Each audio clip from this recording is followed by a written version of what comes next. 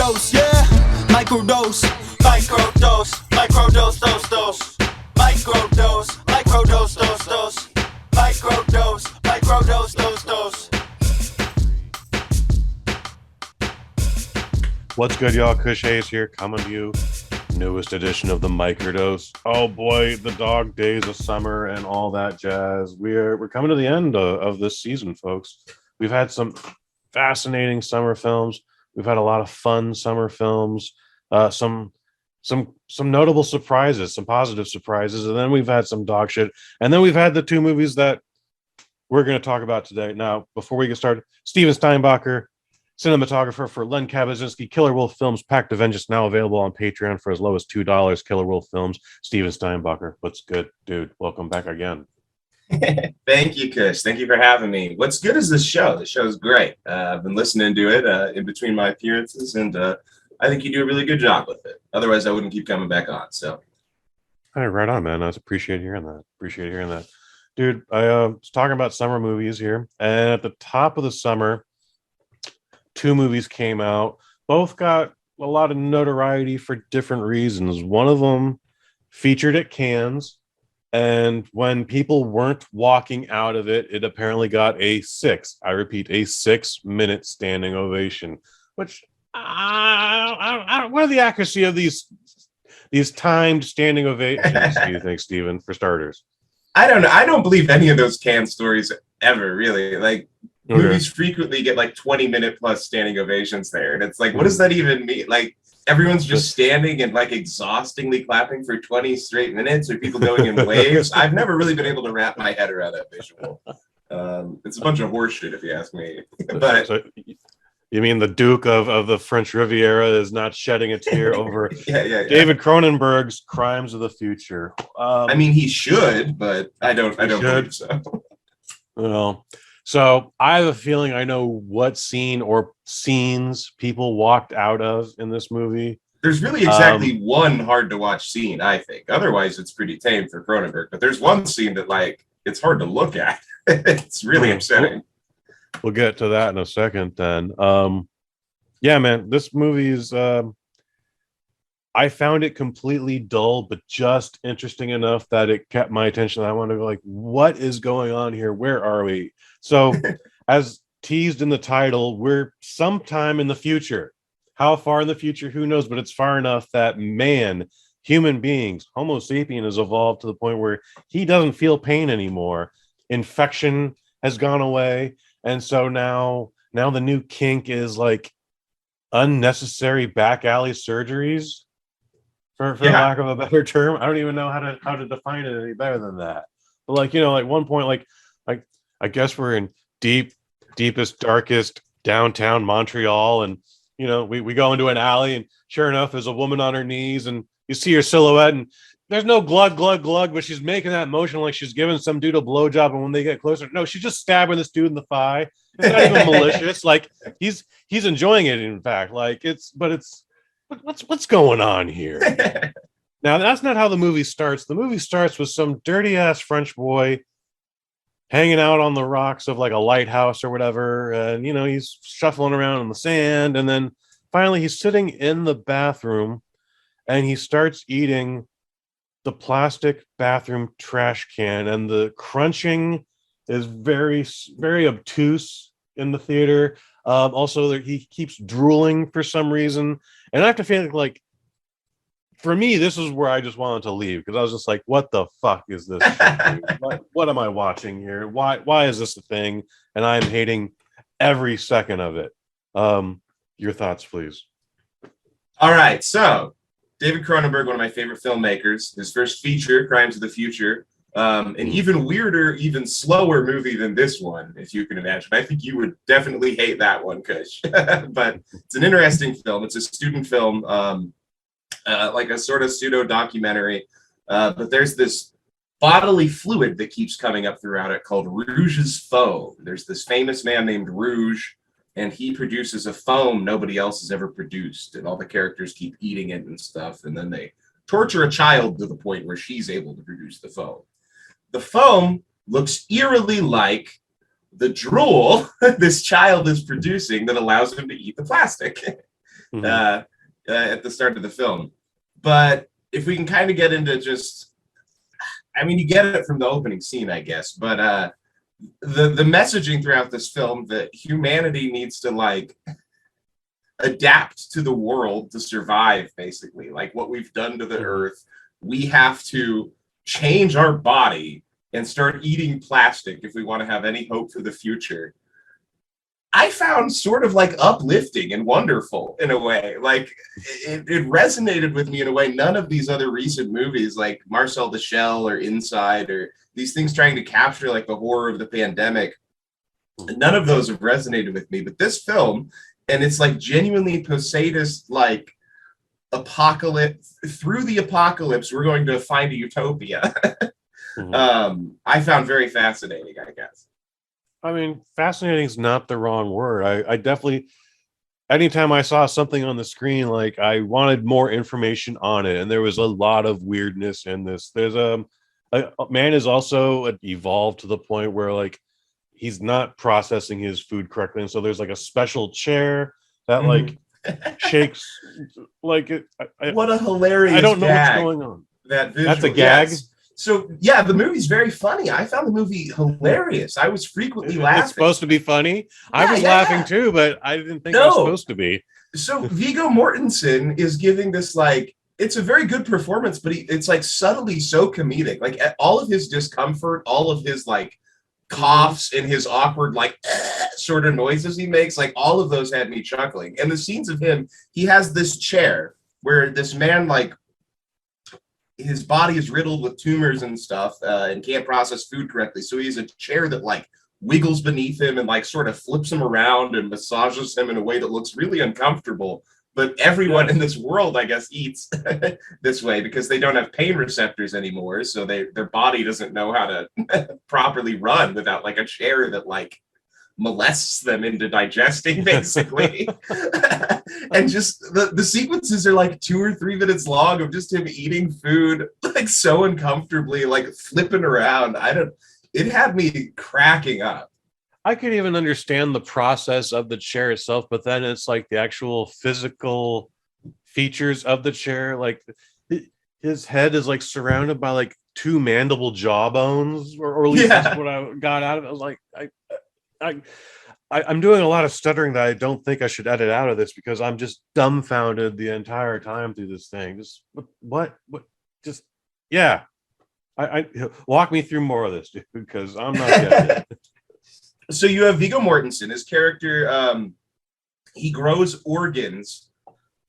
Like he wills his body to grow new organs that then Léa Seydoux sexually cuts out of him in front of a live studio audience. And that is an art show in this universe, is doing that. And there's a scene where Viggo Mortensen goes to another art show and there's a man covered in like 200 ears. And Viggo and this government agent have a whole conversation about how tacky and stupid this guy covered in ears is.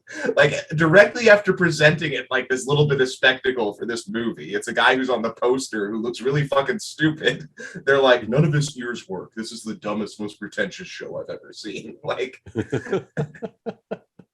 and they have conversations like that through the whole time. Like these are the art shows that you've seen in like your stereotypical 80s movies, except everything's dark and dingy and there are flies buzzing around because again, there's no infection, but like people are just also openly rotting. Yeah. I guess there's no smell anymore either, but flies are just buzzing all around. But they're like, oh my God, Viggo, he's such a genius. Look, what a creator, what a presenter. Like, he's so brave and stunning. You know, just that's how they're treating it. And meanwhile, you know, his super pretty French lady is just like, yeah, just doing the surgery on this brand new organ that may or may not work. I don't know why.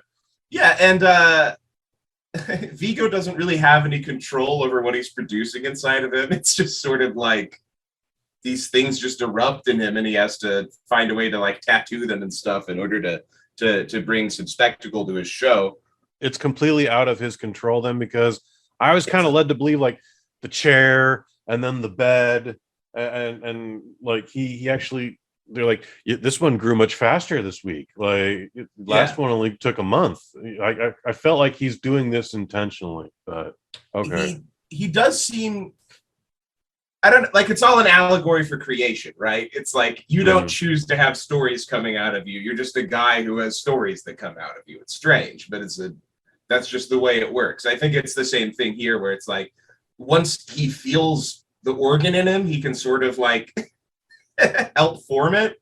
But I don't know, he isn't like entirely in control of the process. And that's what makes the third act so compelling to me, is it's like, what is his body doing to him? Where is this going?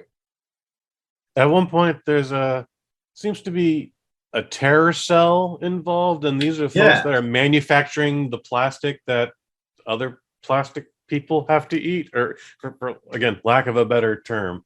They're definitely labeled as terrorists, but I don't recall them ever like blowing anything up. But they have to like have a super secret layer and all their machines. Like they have very heavy equipment just to make these little plastic candy bar type gimmicks.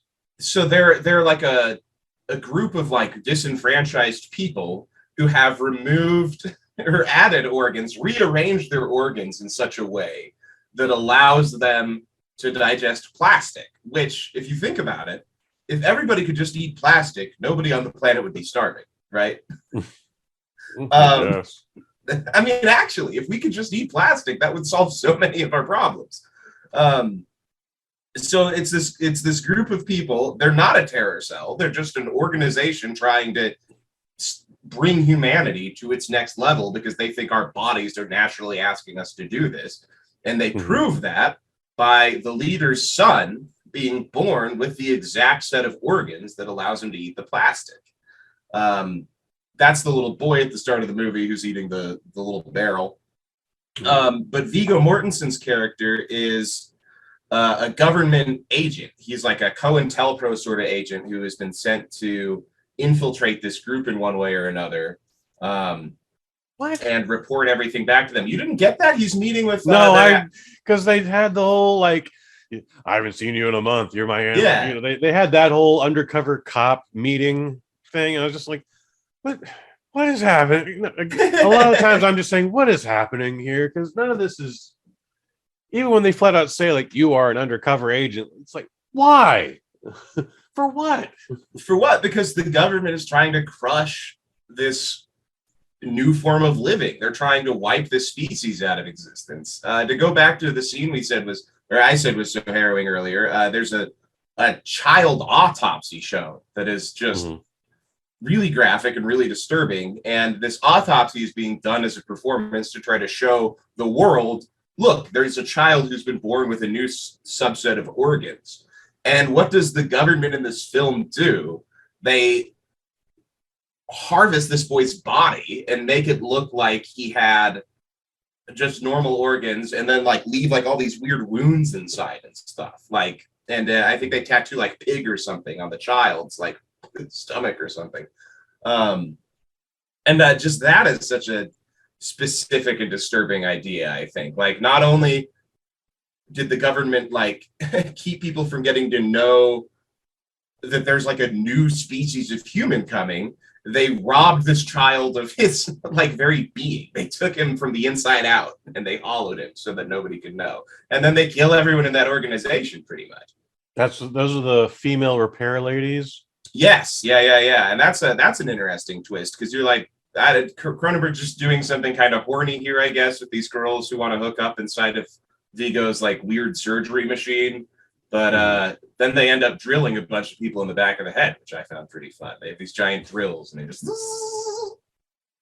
I would say I guess I have to go back and rewatch this because like just so many question marks going on. And like, you know, I'm on the edge of my seat. Like I'm trying to absorb this and none of it's registering, and nor do I want to go back and rewatch this.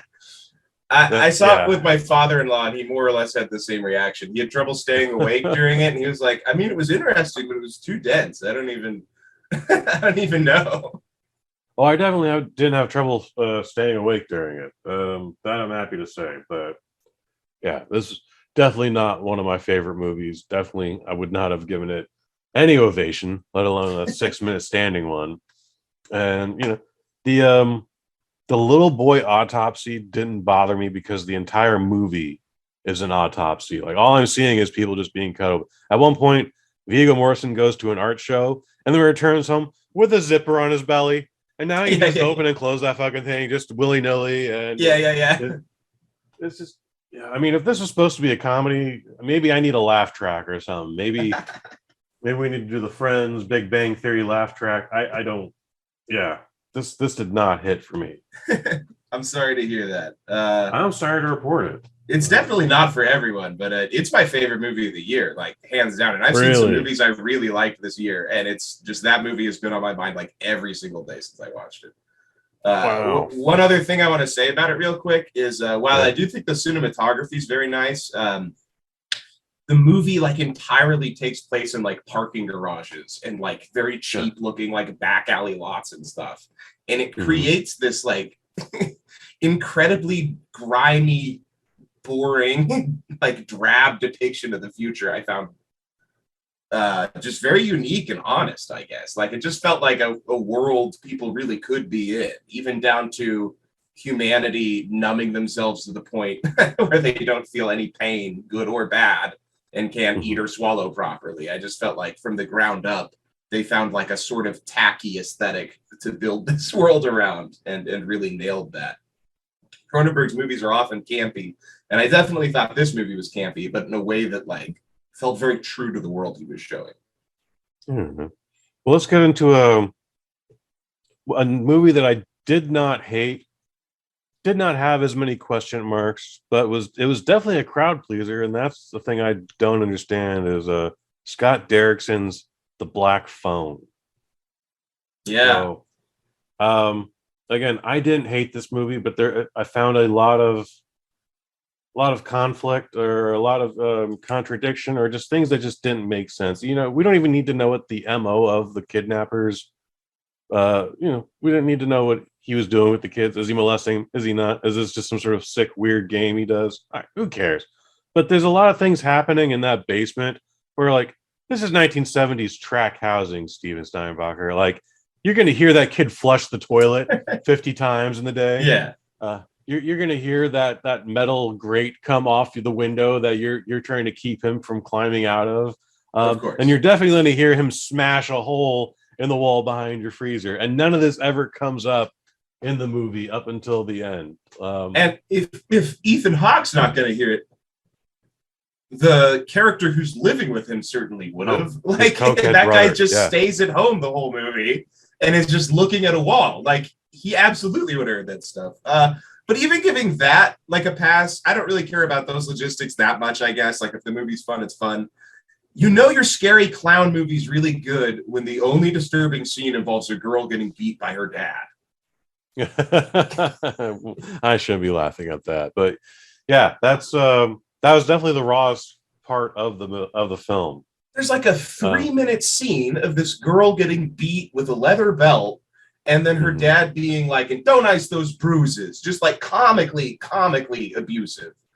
And that's like the only like gripping sequence in the movie, kind of. I don't know. I liked some of the third act. I think the individual scenes in this movie are pretty good, but like it adds up to a big fat nothing. Yeah, there's definitely a huge zero burger being served here. But again, it like people were cheering during my screening like we were watching the goddamn Marvel film of the month. Okay, like yeah. At one point he escapes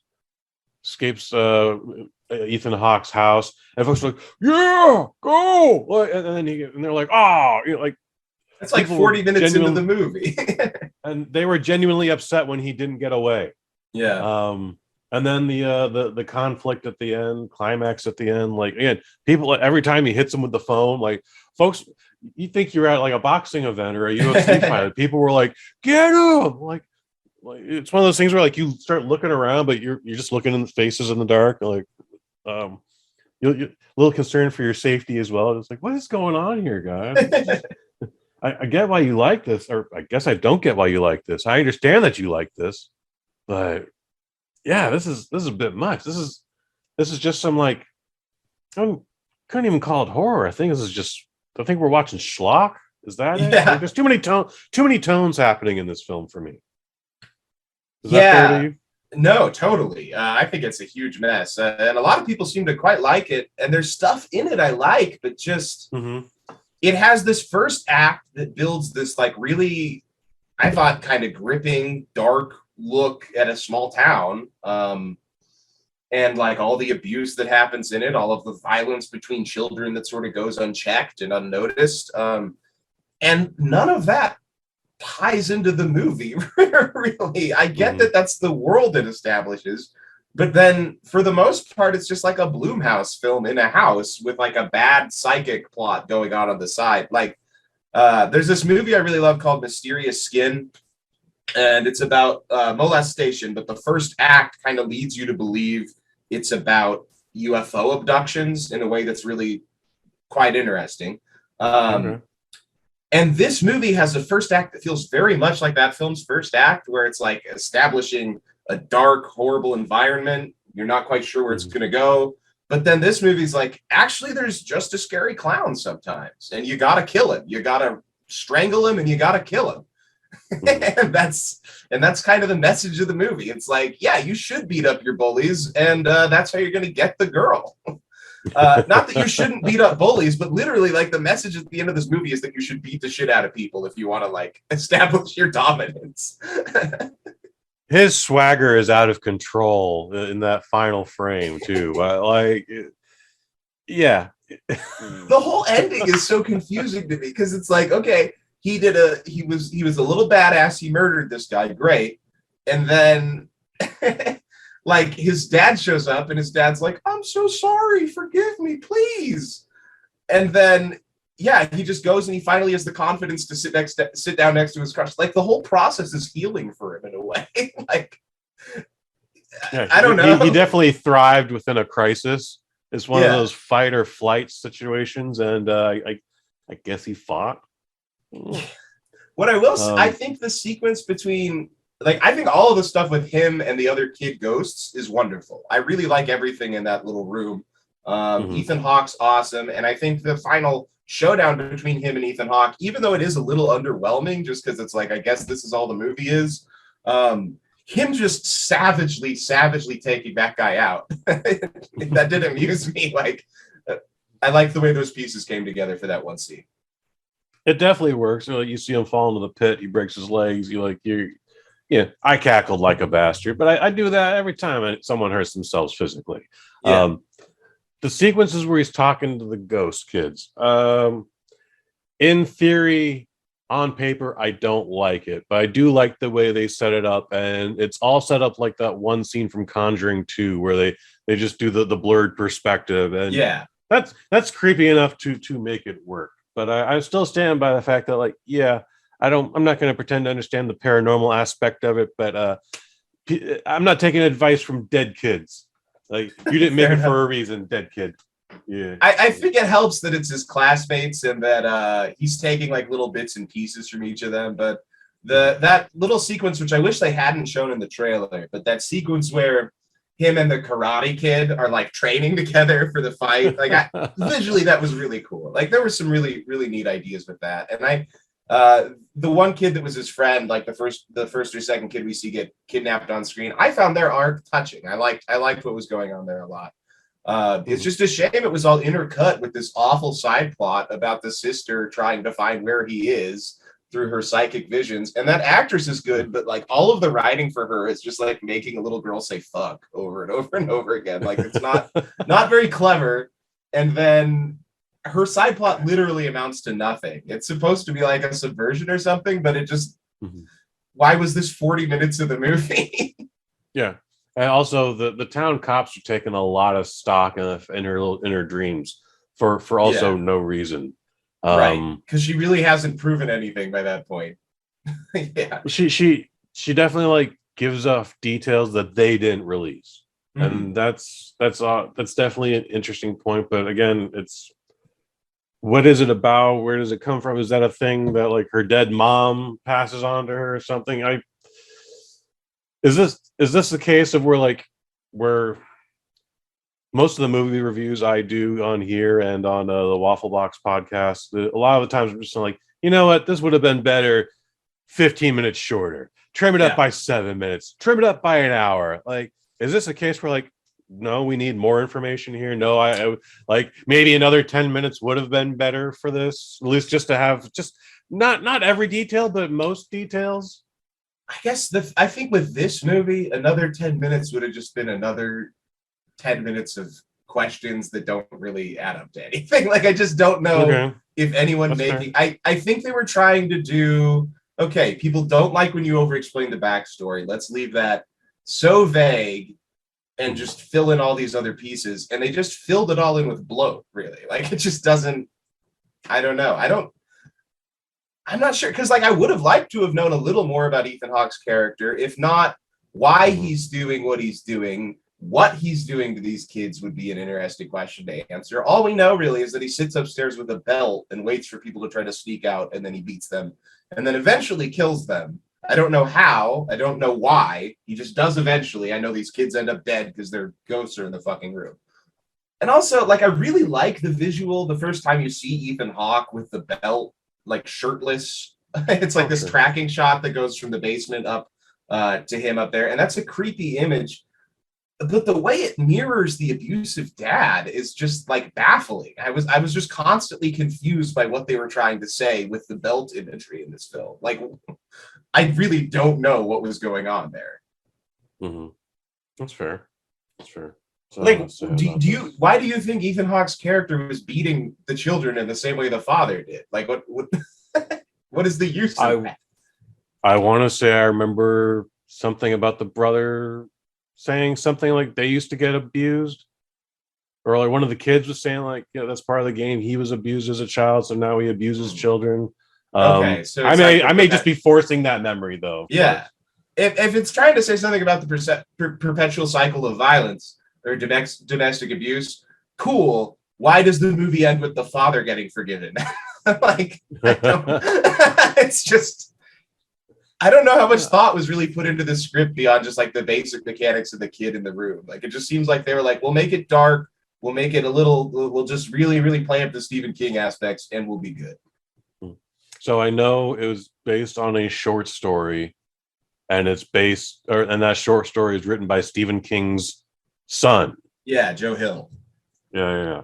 So maybe that has something to do with it. Maybe this is just a case of this thing was only 3 paragraphs long one day, and then we made an hour and 40-minute spectacular. You know, Have you ever read The Lawnmower Man? Shit's 6 pages long. Is it really 6 pages long and has nothing to do with what the movie turned out to be? Awesome. Like, there's no. It's just a guy wakes up one day and sure enough sees his lawnmower man just acting weird and contorting his body and just like eating the grass. Like, it's hard to explain. And then the story just ends. And you're like, oh, well, okay, sure, why not? I think my favorite example of that sort of thing is Isaac Asimov's I, Robot for the Will Smith, Alex Proyas film adaptation. They just gave Asimov a suggested by credit instead of like a story by or a written by. It's just suggested by. Suggested by? Wow, I didn't catch that. Holy shit, that's funny. Yeah. Asimov still around? No, he's been dead a while. Been dead a while. Okay, then yeah, we don't have to pay him, and we can say whatever we want. Yeah. Fuck you, Asimov. Just kidding. Yo, suck my balls, Asimov. Suck my balls, I got some little galaxies for you right here. Rude. I mean, sperm kind of look like nebulae. Anyway, Black Phone, Joe Hill. I haven't seen or read much by Joe Hill. I tried watching the Nosferatu show he did. That's like, do you know what that is? It's on Shudder, I think. No, I don't know anything about it. Joe Hill wrote the books, I guess it's based on. The show was weird. It was like about a little girl motorcycling or something. And then Zachary Quinto played like a Christmas vampire. Ooh, yeah, for some reason it was back Christmas. Interesting title. Yeah, I don't know what was going on with that movie. And it's Nosferatu like a license plate, like NOS 4A2. Oh, weird. Yeah. Okay.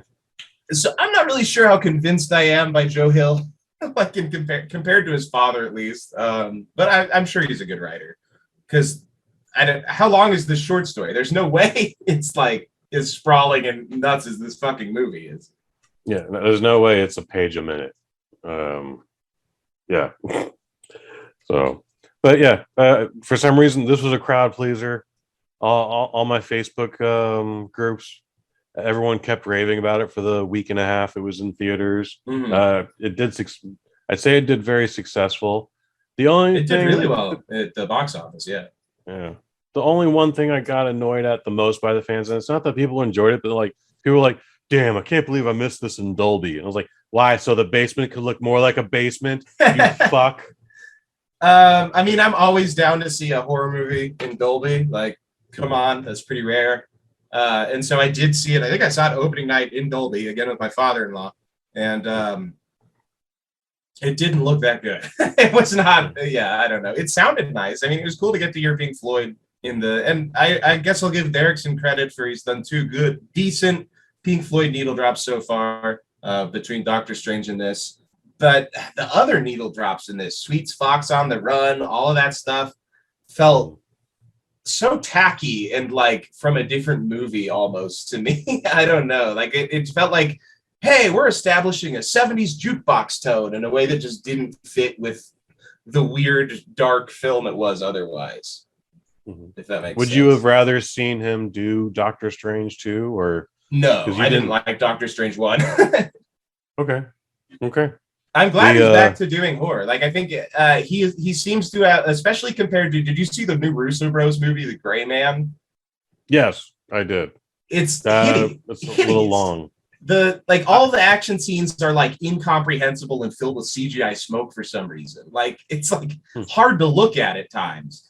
And it had $200 million to work with. It's like those guys broke their brains so much making movies the Marvel way that they wouldn't use real stunt guys on set and stuff. Like it was like I'm sure they had some, but most of the action was like CGI doubles hitting each other and stuff. It's the same sort of previs built before they ever got to set action scenes, which there's nothing wrong with previs, just the way they use it. It seems to just like suck the life out and just result in these blurry, incomprehensible sequences.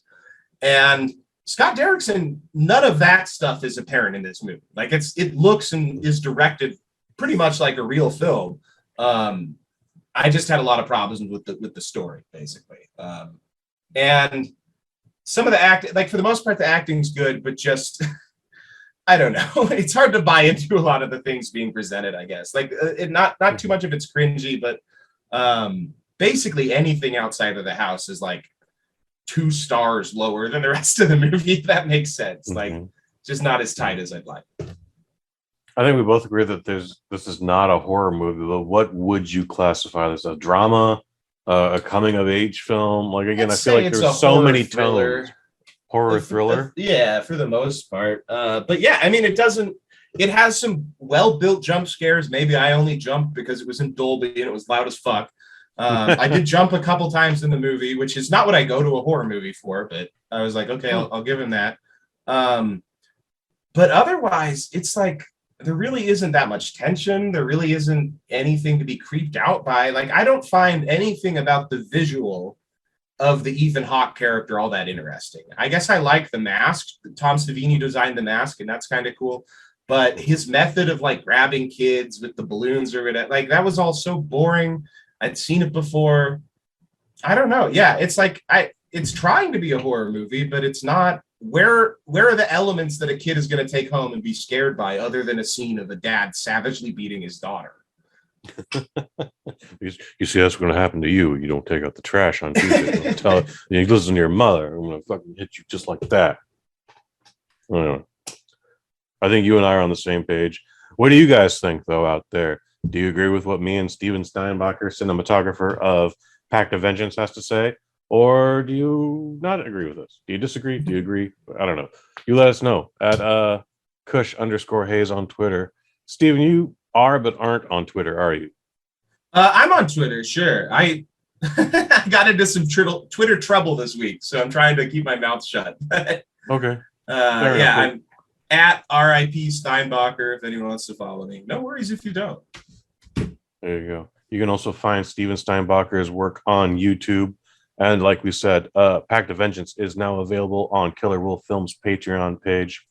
Otherwise, you heard me talk about earlier, the Waffle Box podcast, me and friend of the family, Mike Fish. We talk about everything and nothing all at the same time. It is the best part of Wednesdays. You can find that here on the BosNet as well as on YouTube. Otherwise, for Steven Steinbacher, I've been Kush Hayes. You've been you.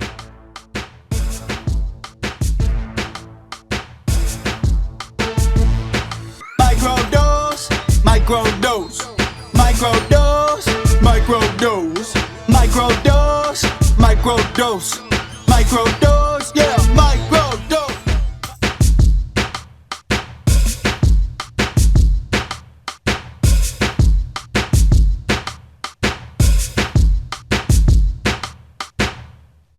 From the BosNet family. Yeah. Fuck you, Asimov.